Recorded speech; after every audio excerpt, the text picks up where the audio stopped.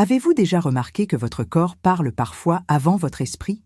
Fatigue persistante, faim incontrôlable, sommeil agité, cette sensation de recherche constante d'équilibre. La résistance à l'insuline commence souvent ainsi, discrètement, cachée derrière un rythme de vie effréné et un manque de temps. Mais beaucoup ignorent qu'il existe un remède simple, naturel et abordable qui peut changer cela presque instantanément. Et c'est précisément de cela dont je veux vous parler aujourd'hui, le vinaigre de cidre, un véritable allié pour ceux qui cherchent à rétablir la connexion entre le corps, l'esprit et le métabolisme. Imaginez votre corps plus léger, votre esprit plus apaisé et votre énergie à nouveau fluide, non pas grâce à des formules magiques, mais grâce à la pleine conscience et à de petites décisions quotidiennes. L'idée de cette vidéo est simple et profonde. Comprendre comment le vinaigre de cidre peut stopper la résistance à l'insuline presque instantanément, essentiellement. Comment utiliser ces connaissances à votre avantage? Parce que lorsque vous comprenez ce que votre corps demande, tout change. La façon dont vous mangez, la façon dont vous vous sentez, et même la façon dont vous vous voyez. Vous avez probablement tout essayé. Régime, jeûne, compléments alimentaires, mais vous avez toujours l'impression que votre corps ne réagit pas. Quelque chose en vous réclame un nouveau souffle. Et si ce nouveau souffle n'était pas cher, mais quelque chose de simple, peut-être déjà dans votre cuisine? Combien de fois des choses importantes passent-elles inaperçues parce qu'elles semblent trop anodines pour être changées? Aujourd'hui, je vous invite à prendre quelques minutes pour vous écouter. Réfléchissez-y. Combien de fois avez-vous nourri votre corps et oublié de nourrir votre esprit? Combien de fois avez-vous cherché à vous ressourcer alors que votre corps avait besoin d'équilibre? C'est là que la science et le bien-être se rencontrent. Le bien-être n'est pas une question de restriction, mais de reconnexion. Si vous croyez que même de petits gestes peuvent faire de grands changements, suivez-moi jusqu'au bout. Vous comprendrez comment quelque chose d'aussi simple peut modifier la façon dont votre corps réagit à la nourriture, au sommeil et même aux émotions. Profitez de cette opportunité et abonnez-vous à la chaîne dès maintenant. Chaque « j'aime » et chaque commentaire sont une graine qui propage un message de paix intérieure, de bien-être et de conscience. Plus qu'un simple clic, c'est un acte de santé partagé. Alors, respirez profondément. Peut-être découvrirez-vous aujourd'hui que l'équilibre que vous recherchez ne réside pas dans le fait de tout changer, mais dans le fait de commencer par une simple tasse de vinaigre de cidre. Elle se réveille tôt, mais son corps ne tient pas le coup. Le réveil sonne, son café refroidit et sa tête tourne avant même qu'elle ne pose le pied. C'est comme si la vie avait toujours une longueur d'avance sur elle et qu'elle essayait de la rattraper. La fatigue que le miroir lui renvoie n'est pas seulement physique, c'est le genre d'épuisement que le repos ne guérit pas. L'anxiété se masque sous la productivité, la culpabilité se masque sous la maîtrise de soi. Au fond d'elle-même, une voix douce lui demande « Depuis quand prendre soin de soi est-il devenu une simple tâche parmi d'autres ?» Cela pourrait être n'importe laquelle de nos histoires. Combien de fois notre corps réclame-t-il une pause et répond-on par un café? Combien de fois la faim vient-elle du calme plutôt que de la nourriture? Nous sommes tellement occupés à tout faire que nous oublions. L'équilibre ne se trouve pas dans l'effort, mais dans la rencontre de la présence et de la bienveillance. La bonne nouvelle, c'est que le corps ne baisse pas les bras. Il parle même quand on ne l'écoute pas. Il essaie de nous alerter par des symptômes subtils, fatigue persistante, irritabilité inexpliquée et sommeil extrêmement léger. C'est sa façon de nous dire « j'ai juste besoin de toi ». Et c'est là que la véritable transformation commence, lorsque nous cessons de résister à notre corps et commençons à coopérer avec lui. Mais qu'est-ce qui nous empêche de prendre soin de nous? Peut-être la précipitation, peut-être la peur de paraître faible.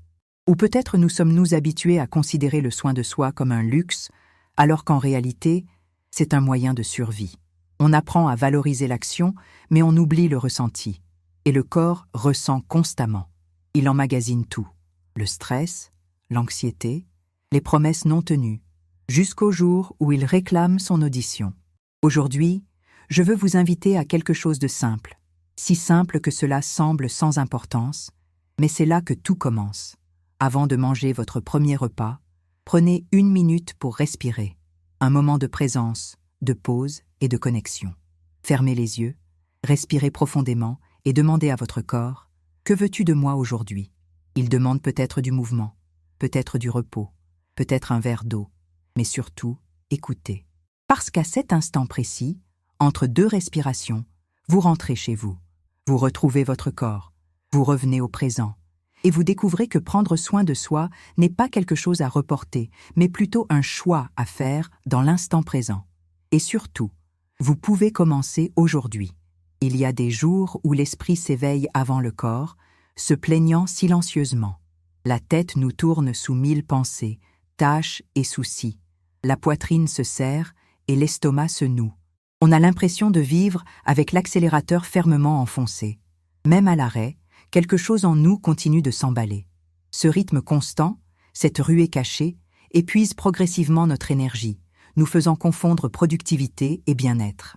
En réalité, le corps perçoit ce que l'esprit ignore. Lorsque le stress s'accumule, il ne disparaît pas, il change de forme. Il se transforme en tension dans les épaules, maux de tête et insomnie. Il se transforme en faim émotionnelle en fin de journée, ou en un vide qu'aucun dessert ne peut combler. Le corps est un messager fidèle, mais nous le traitons comme un ennemi. La véritable guérison commence peut-être lorsque nous cessons de le combattre et commençons à écouter ce qu'il essaie de nous dire. Avez-vous déjà remarqué à quel point une simple respiration peut transformer votre état intérieur? Lorsque votre respiration ralentit, votre esprit trouve lui aussi de l'espace pour respirer. À cet instant, quelque chose change. Vos pensées s'organisent, votre cœur s'apaise et votre corps se sent à nouveau en sécurité pendant quelques secondes. Combien de fois par jour vous autorisez-vous cette respiration? Pensez-y. Le stress ne vient pas seulement de ce que nous faisons, mais aussi de ce que nous faisons. Nous ressentons pendant que nous faisons un esprit trop émotif affaiblit le corps, et un corps épuisé remet en question sa propre force.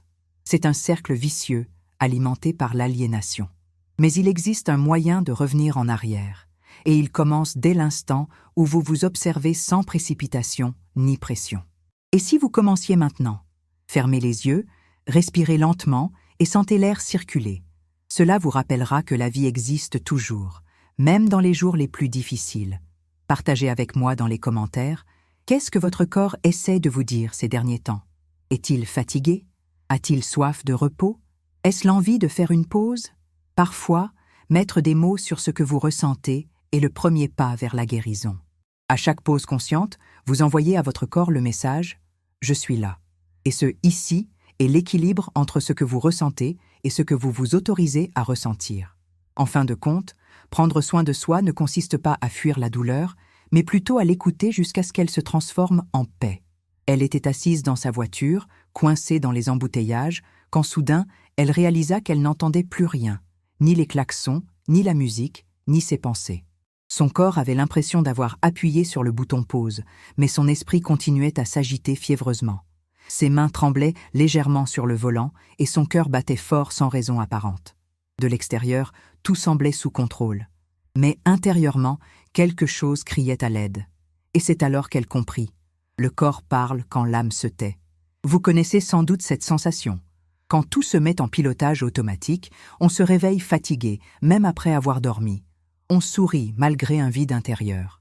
Votre corps envoie des signaux subtils. Une lourdeur dans le dos, une respiration superficielle, des nausées qui apparaissent sans raison apparente.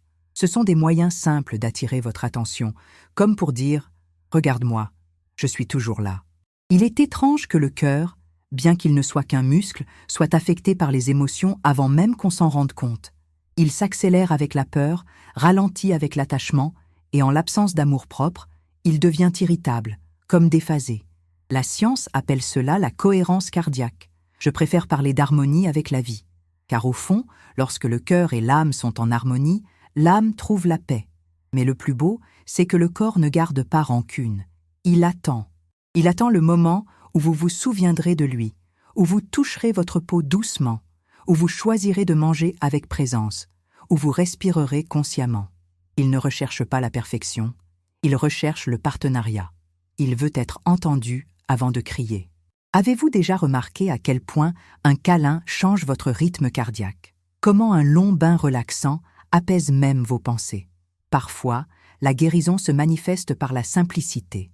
Dans un verre d'eau, un coucher de soleil magique, un silence paisible. Soudain, ce qui semblait chaotique devient harmonieux. Ce soir-là, lorsqu'elle rentra enfin chez elle, Elle ne fit rien de spécial. Elle éteignit simplement les lumières, alluma une bougie et resta assise en silence quelques minutes. Pour la première fois depuis longtemps, son corps n'eut plus besoin de crier, et son âme soupira enfin. Pendant longtemps, elle a considéré prendre soin d'elle comme un luxe, un acte à faire quand tout allait bien.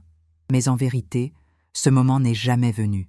Il y avait toujours quelque chose de plus urgent, quelqu'un de plus important, une tâche qui semblait impossible à reporter, jusqu'à ce que son corps cesse de murmurer et se mette à hurler. C'est alors qu'elle a compris, le corps n'est pas un ennemi, c'est un messager. Il ne punit pas, il avertit. Il se fatigue non pas parce qu'il veut abandonner, mais parce qu'il a besoin d'être entendu.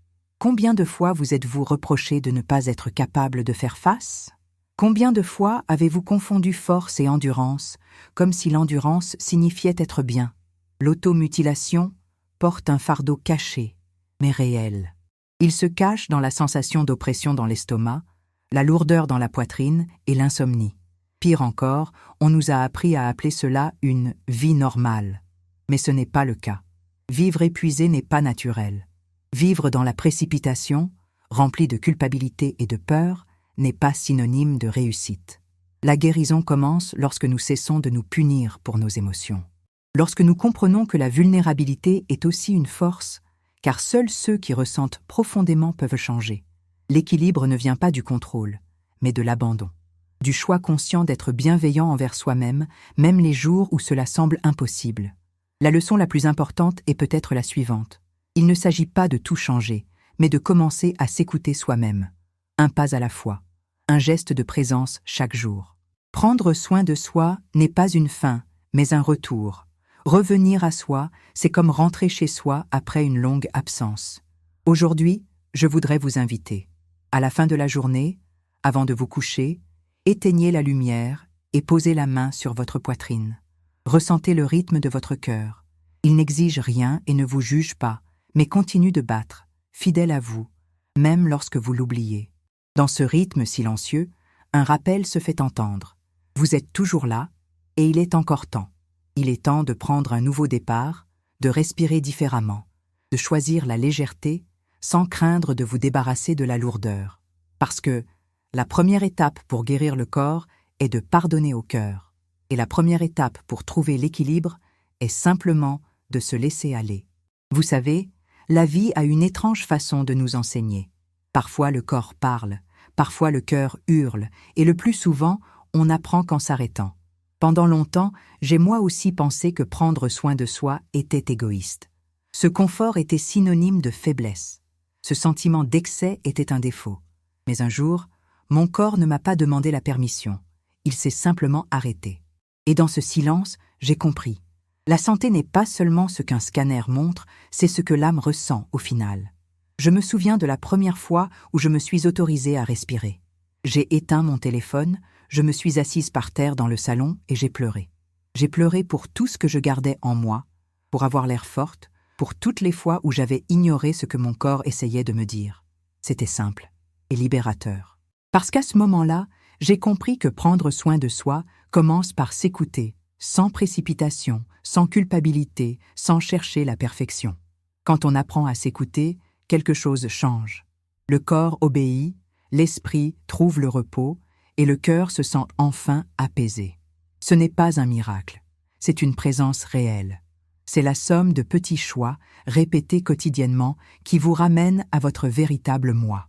La transformation ne se fait pas du jour au lendemain. Elle commence dès que vous décidez que vous méritez la paix. Il n'y a pas de formule magique, mais il y a l'exercice, la respiration profonde, l'eau, le mouvement, le silence, des moments de silence qui reconstruisent ce que le temps et la fatigue ont détruit. Notez vos émotions, célébrez vos petites victoires et acceptez vos limites avec grâce, car la santé n'est pas le contrôle, mais la confiance. Elle n'est pas l'absence de douleur, mais la présence de soi. Imaginez-vous vous réveiller et sentir que votre corps et votre esprit sont enfin en harmonie, que vous ne luttez plus contre vous-même, mais que vous êtes en harmonie avec votre essence. Voilà le véritable équilibre. Prendre soin de soi n'est pas épuisant, mais plutôt un acte d'amour. Si cette vidéo vous a touché, de quelque façon que ce soit, vous êtes prêt pour ce nouveau départ. Prenez soin de vous comme des autres.